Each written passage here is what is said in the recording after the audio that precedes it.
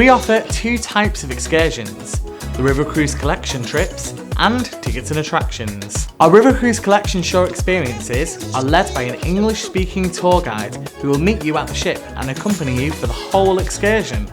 Tickets and attractions are for those who prefer to explore independently, and you can book things like hop-on hop-off bus tickets, museums and walking tours. In Amsterdam, there's over 1,200 bridges, and in nearby Zandvoort you'll find the famous windmills.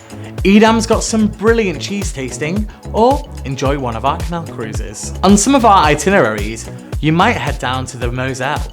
This river's famous for wine, particularly white Riesling, and you can head up to one of the vineyards to take a stroll around. You can also visit places like Vienna and Budapest on the Danube. Both cities have a great tram system and are quite easy to walk around. In Budapest, head up to the Citadel with some great views of the city below.